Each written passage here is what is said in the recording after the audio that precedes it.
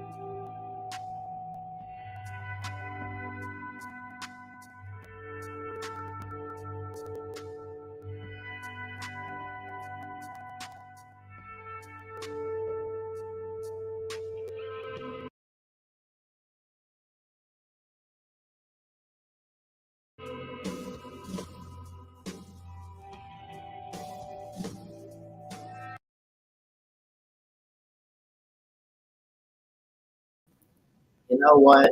Screw it. Let's go with the 30-second countdown. Let's get it going, boys.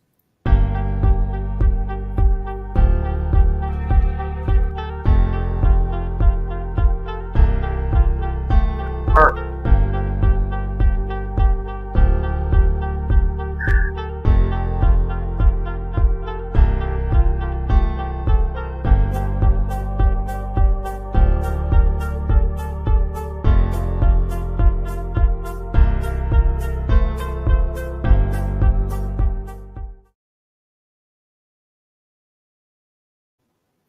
Hey, what's going on, everybody? It's your boy, Christian Ballard, Sports Media, coming at you with a quick show tonight, the Unprofessional Sports Show.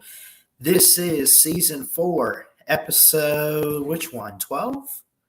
I want to do 15, so I want to do 3 more and then take, well, do I want to do 3 more? I guess to hit 15, that's a good number for first show. Hope everyone's doing well. Welcome in, everybody, on a Saturday night. It's been a long week. It's been a long week. It really has. We got a lot that at least I want to look at. Game 7 coming up for the Miami Heat and the Boston Celtics for the Eastern Conference Finals. What's up, Trenches? How you doing, man? Good to see you, buddy. What about the Eastern Conference Finals, huh? Game 6 last night for this weekend. I think it was last night, actually. The Heat tied up. Let's see. Don't forget we're unprofessional over here.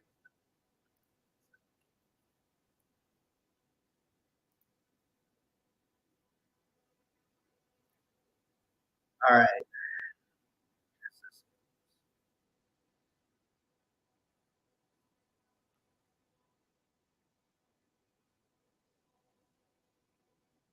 Audio is going.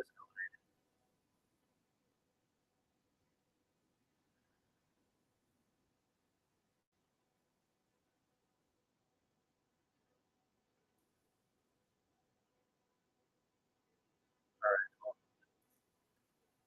Give me 1 second. It's going in and out. I'm going to deal with that.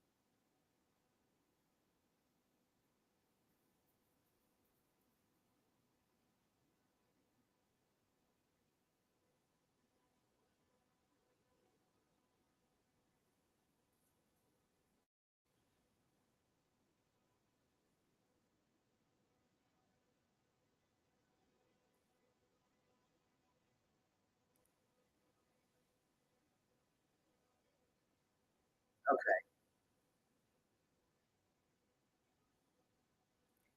So we got crappy internet.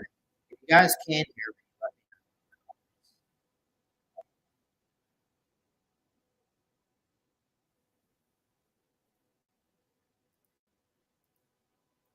I'll close the tabs. I had so much stuff there.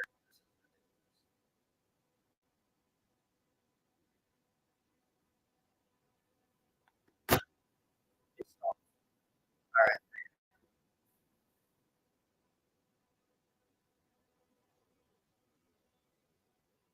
I'm just going to roll with it.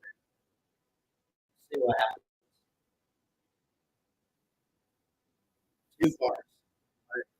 All right. So let's try this again. We'll try it again here, folks. 111 to 103, the final score last night of Boston Celtics in the Miami Heat. A great game. Great game for the Heat. The runner-ups from last year, or was it 2 years ago? I think it was anyway. You look at what happened last night. Jimmy Butler versus Jason Tatum. From the floor, he had 47 points, 16 of 29 on his field goals, 11 of his free throws, didn't miss a single one, 47 points. They were just able to score. That's what it came down to, was who was going to score more points at the end of the night. Outscoring Boston in the fourth, 29 to 28. The Celtics could not get going enough in the fourth quarter. They come up shy. A big one was a 34-point third quarter for Miami, where they only gave up 29. They scored 34. Boston was able to outscore them before half, though, in the second quarter, 24-19. It was very up and down. It was a roller coaster at TD Garden, where the Celtics are home at. Uh, man, this was a wild game. I saw a little bit of it. What's up, Cranston? Um, man, 111 to 103. That was game six. Miami had to answer. Uh, well, actually, I apologize. There's game seven tomorrow. Winner of that will advance. I'm going to go with the Heat. I think Miami's on a good track right now. To do so, and yeah, we'll see. When you look at it, Jimmy Butler had 47 points as I mentioned, 11 free throws for Miami. Boston didn't do anything wrong, but I think it was more so that Jimmy Butler and company with Miami and Tyler Hero, they were they were the ones doing things right. Miami at one point was up in the first quarter like 19-9, but it had a 7-0 run. Boston had a 7-0 run. Jaylen Brown was making some tip shots inside.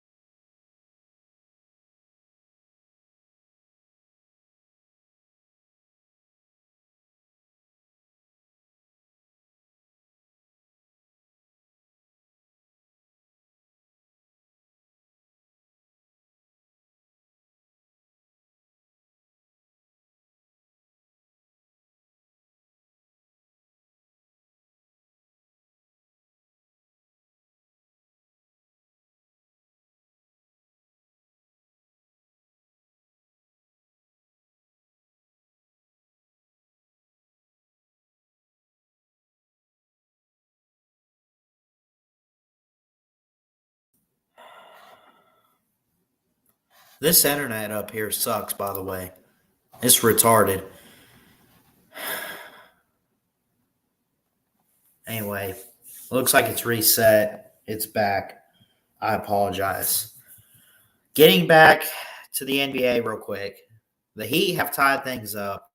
111 to 103 in game six. They tied up. We got a game seven tomorrow night at 8:30 Eastern. I think that it wasn't so much. Hey, what's up, Keith? How you doing, man? Good to see you, my man. I'll see you tomorrow at church. um, it's not so much that the Boston Celtics couldn't do anything, but man, Miami just had a game, and you see what Keith says here. Jimmy Butler forced that. It was all on Jimmy Butler's shoulders in this game for sure. I think he carried the team. I think he led the team to victory in such a way, and I think that he did a good job with it. What's up, Jerry? Um, and look, when you look at some stats, 30 points for Tatum, 47 for Butler. They led in pretty much every category. I mean, they even had one more turnover, but they got rebounds. They were able to get the rebounds and answer. They were able to hit the three more, and they were just able to hit their shots. Boston's got to clean some things up for tomorrow night's game. Tie game going into game seven. The winner goes to the NBA Finals.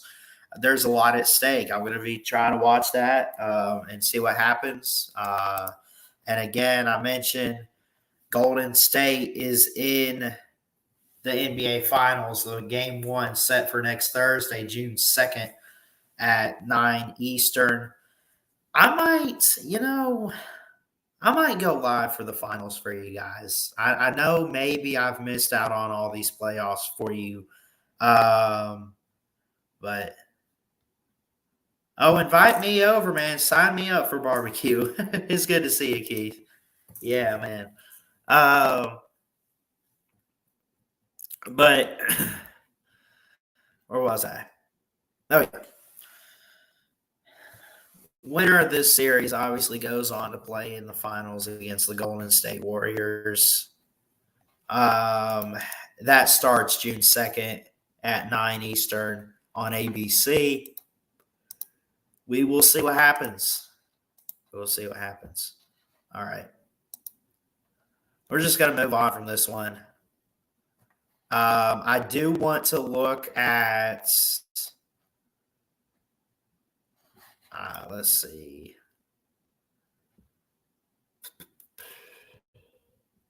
Oh, Todd Bowles had some comments. The new Buccaneers head coach, as Bruce Arians, of course, retired, but on staff. Todd Bowles says he loves Zion McCollum and other Buccaneer rookies. He loves what they're doing. He loves how they're working out. He loves what he's seeing from them. Zion McCollum was a standout guy. Todd Bowles has been hired. We know all about it. Jake Camarda, he says, has got a good leg. He was picked 133rd overall. So much in this deep rookie class. Logan Hall, he says, is fast, physical, and good off the edge. These guys have relentless effort. They want to go out. These are guys that want to play the game of football, want to score, want to play, want to just get after what they have to get after in the game of football, basically, is what Todd Bowles said. I like Todd Bowles' attitude. I think he's got the mind for coaching. I think he's on the right track. I think that I think he's the guy to replace Bruce Arians. I really do. I think long term, and he is a defensive minded coach. Of course, he loves Zion McCollum and all the other Bucks rookies. And what he says, you can kind of tell, but he's not looking necessarily for the talent. He's looking for the effort. And he's seeing that from quite a bit of these rookies, with especially guys like Logan Hall and Zion McCollum. To quote him, he said about Zion McCollum, he said he's smart, he understands the game, he loves to play, and he's getting better every single day. He did bring up Joe Tryon going into his second year. He was drafted in the first round last year out of Washington, which, by the way, not a I don't know if it was good for the 32nd pick for the defending champs, but he seems like a good player so far. Maybe he's worth that pick, but he said, I expect him to beat Joe. He has a skill set all on his own, and he can do amazing things for us, is what basically what Todd Bowles was saying about Joe Tryon.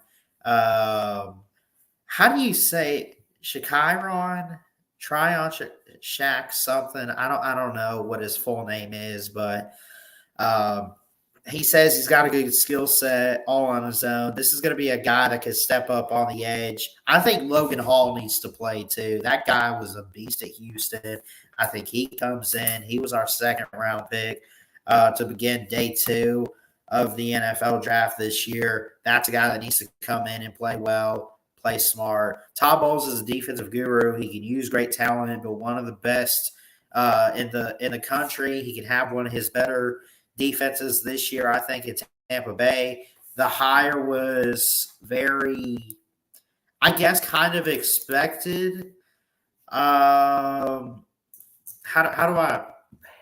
When they hired him, I remind you, he was the defensive coordinator for Tampa Bay, and Jason Light wasn't going to hire just anybody. It was going to be someone on staff. I think a lot of people expected Todd Bowles, but he had so much respect for Bruce Arians. It was a mutual agreement with him and Coach Arians that Arians and Jason Light would sign off on who would be the next head coach. It is Todd Bowles.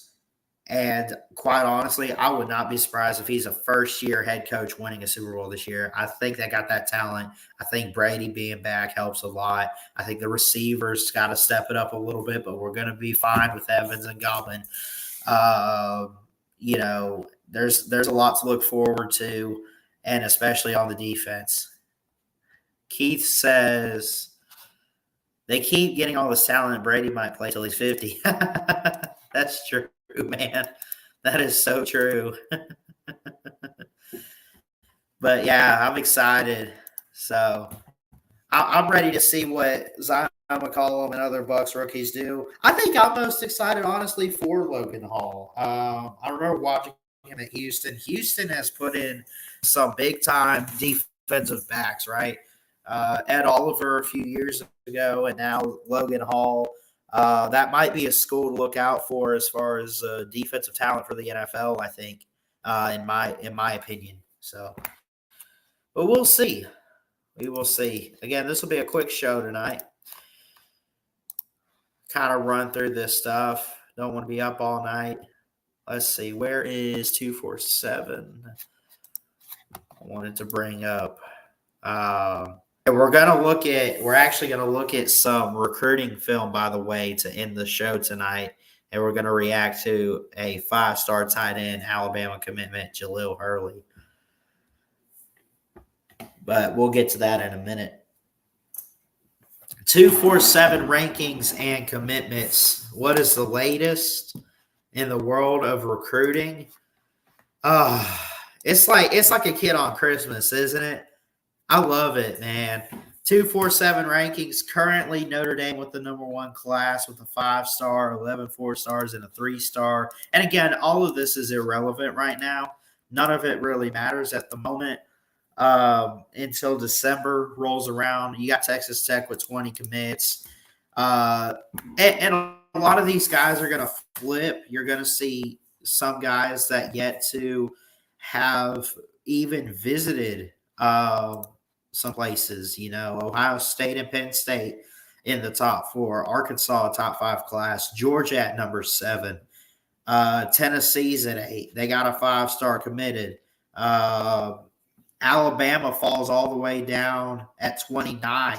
So, again, none of this is really big, but you have some guys that have already committed, like David Hicks, a defensive lineman, committed to Texas A&M. You got Nicholas, how do you say that?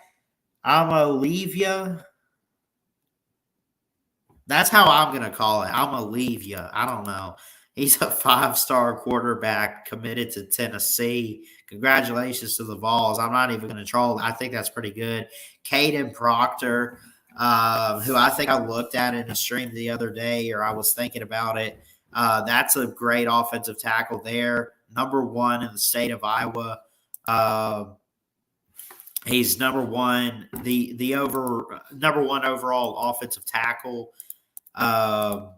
In this class, 7th overall player. He's committed to Iowa, or he's crystal balled. He hasn't picked anything yet. Keon Keeley is a 5-star edge player, the number 1 overall, 3rd in the state of Florida, 9th overall nationally.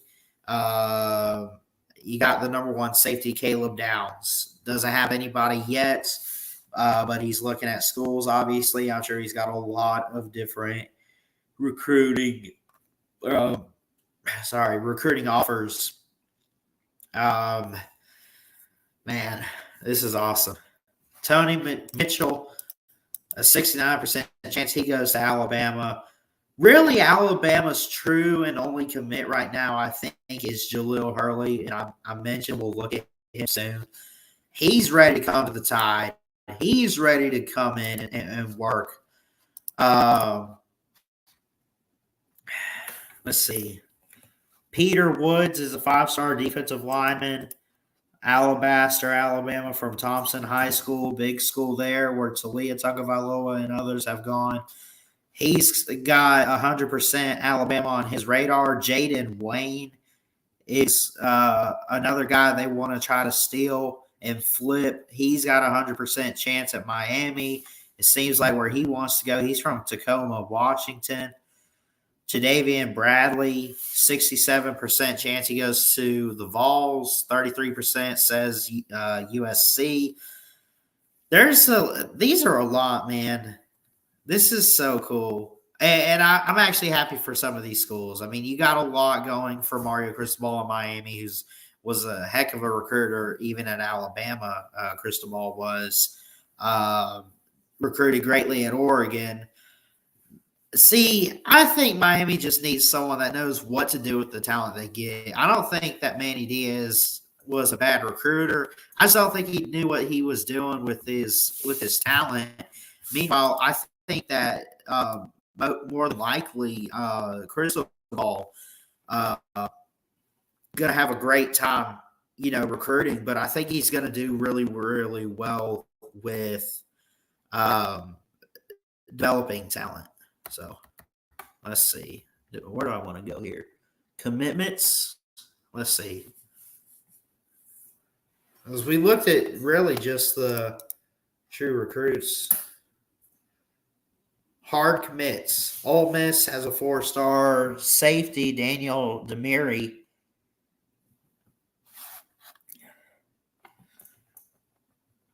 Yeah, see, the 5 stars, they're not ready to commit anywhere yet. They just get offers, and we speculate.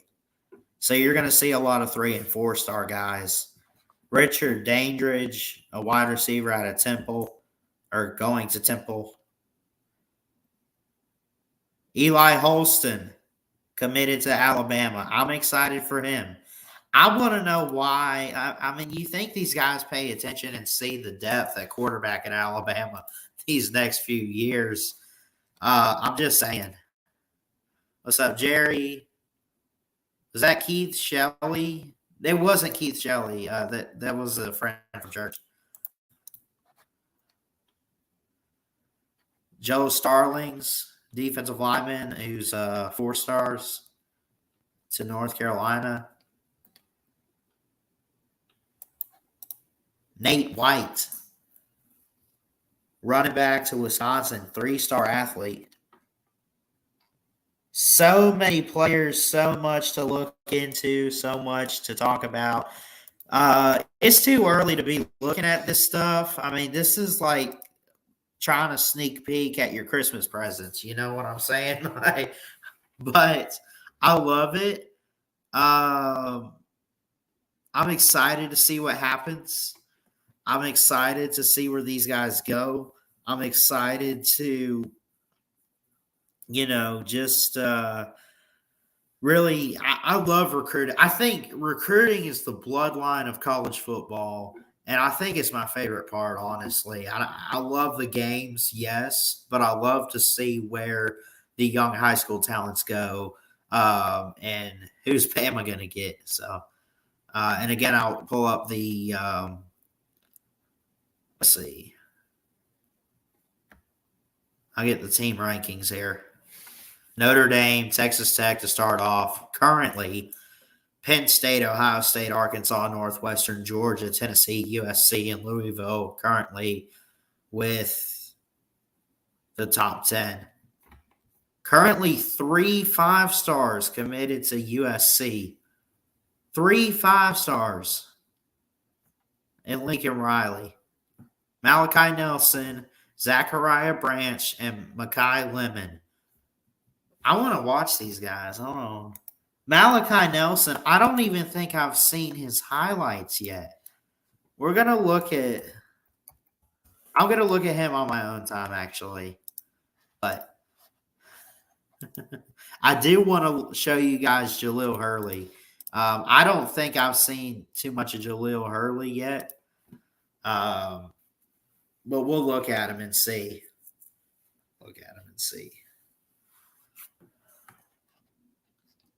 There's really not much on him. There's a 2-minute 18-second video of his highlights, so we can see from here what he does. So let's see.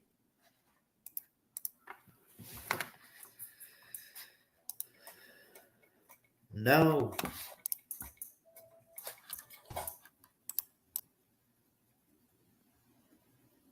Let's see what he does. Jaleel Hurley, everybody, 5-star tight end. Where is he?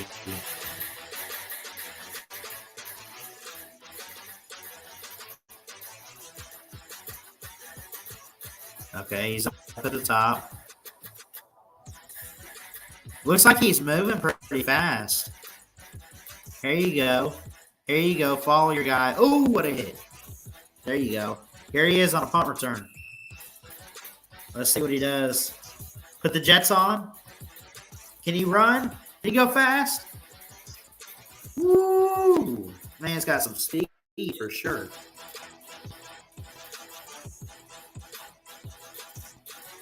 All right. Take it back. Good ball placement for the quarterback, although Jaleel Hurley's able. Look at this. He plays defensive back. He's listed as a tight end. He's got good speed. Look at his tackling, too. You could use him on special teams defense if you need him to. See what he does here. He's on offense. Oh, my gosh. Look at that speed. Look at the acceleration. Look at this. Hold on.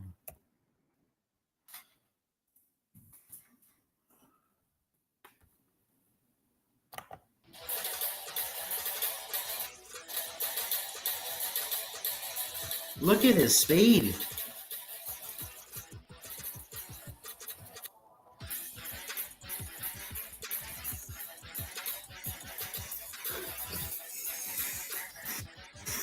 Going deep.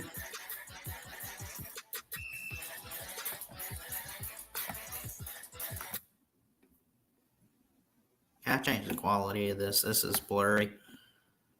Let's see.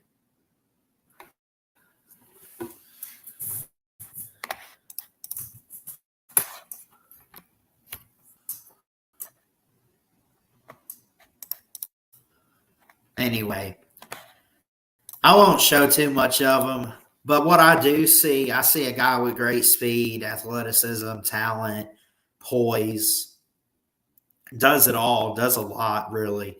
And just doesn't waste time on the football field. It seems like he does a lot of great things, and he wants to play football, honestly. So, but yeah. Listen. I'm going to be honest with you guys. I am tired. It has been a long day. We had the Coleman Strawberry Festival today. We went. We had a little bit of good food, some fun. Had an interesting band play. I'm trying to remember. I can't remember their name, but oh crap, what was it called?